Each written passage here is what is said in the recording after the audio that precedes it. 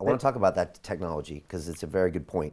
But now Italy right now, we're looking at Italy, and from what we can see and hear, the hospitals are chock full of people that are dying. There's not enough respirators, etc. I mean, surely we must do something about this, David. I know what you're saying is that these things will pass and we're crushing our global economy, which actually has bigger implications than the health. I agree with you. This will ruin people's lives. Well, not only that, it will cause massive amounts of ill health and death. I agree with that too. I agree with that. It's just pushing it down further. But what about these people that are dying and clogging up hospitals and the fact that could happen with the NHS? That is a reality. Well, I've thought all along, and it seems to be the case, that the strain that is prevalent in Italy is something of a stronger nature than what's generally circulating, and also in Iran. That's something else. Just as an aside, we have a country targeted by America, targeted by Israel, Iran, and as this virus came out of China, of all the countries in all the world, Iran got its smack worse than anyone before it started to appear in Italy. It was a little odd. And members... Could have been a coincidence. Well, I mean, after 30 years, Brian, coincidences are something I have to be very well persuaded, because coincidences don't turn out to be so.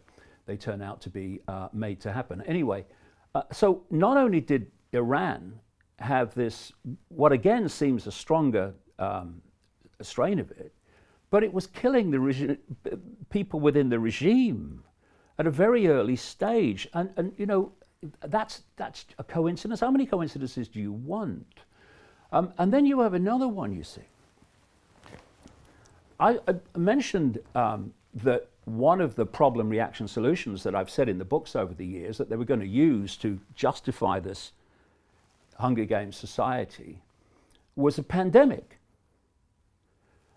You look at the movie Contagion, I think it was 2011. I watched it last week. It's basically coming out of China and stuff like that. Yeah, Steven Soderbergh, it's got Jude Law in there, and Gwyneth Paltrow. It's very interesting and very well made. Yeah, but I've talked to you in previous chats about something called preemptive programming, where they preempt something to put it into the subconscious mind, even the conscious mind, through Hollywood, and then suddenly it kind of happens for real.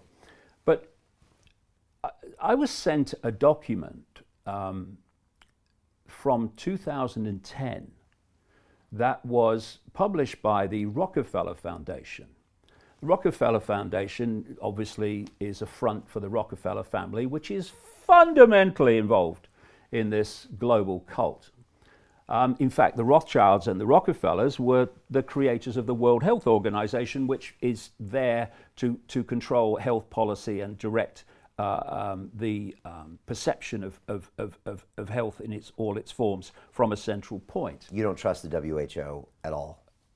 Well, it's currently headed by a guy called Tedros from Ethiopia, who was a Politburo member in a Marxist government that's been running Ethiopia for a long time. He was health minister and was exposed 3 times for covering up cholera epidemics in Ethiopia. And now he's head of the World Health Organization telling us about the coronavirus. You will understand if I don't agree or even believe a word that comes out of his mouth. See, these organizations are not there to serve the public. They're there to serve this agenda. So who came out and said, "Oh no, don't touch cash. You pass on the virus. Just use." Tedros, same guy. He's the one that praised China for a wonderful job they did with the coronavirus and what have you. Now, this Rockefeller Foundation document was about a scenario involving a flu pandemic. And it described what would happen, that China would use authoritarian, draconian methods to meet the challenge, and then the West wouldn't basically start like that, but then would become the same. And this whole global lockdown was described in this document. And then we moved to 6 weeks before the virus came to light in China. And we had something called Event 201. This was a simulation of a coronavirus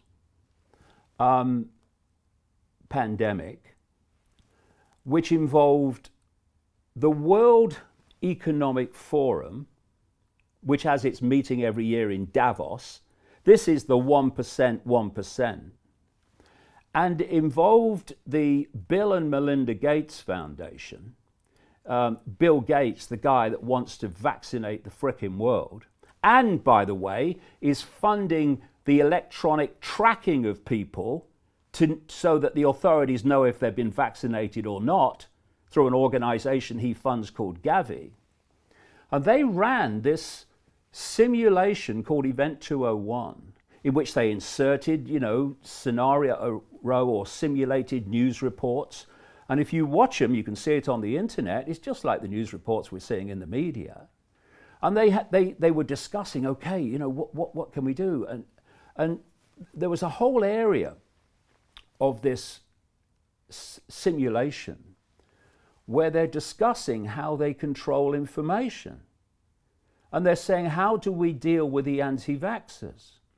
How do we make sure that the official narrative of the pandemic is the one that's dominating the internet and all these lines of communication, and not what they call conspiracy theories, putting another point of view. And all these things that they talked about in this scenario have happened. We've had Facebook and Google saying that they're going to make sure that, first of all, the World Health Organization version gets free advertisements, and they're going to suppress the other opinion, what they call conspiracies and what have you, and disinformation and fake news. Who decides if it is? They do. We've had YouTube this week say that because they don't have the same number of staff, they're going to now have videos taken down purely by AI algorithms. And because of that, they say a lot more videos are going to be taken down, even those that don't break what they call community guidelines. So all these things that were decided in this Gates World Economic Forum 1% simulation 6 weeks before, that they should happen are happening. And that was all public information about them doing that, or you got the report about it? Okay. No. I read the actual document of the Rockefeller Foundation and its scenario, which is exactly what's played out.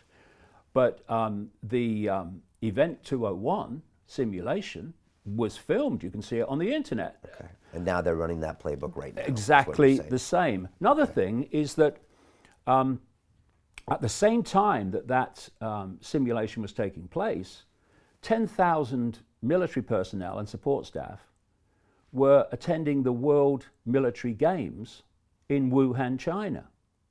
So that is, I'm not saying this happened, but what we have to put, if we're not going to be scammed and just believe the official narrative, we have to explore possibilities.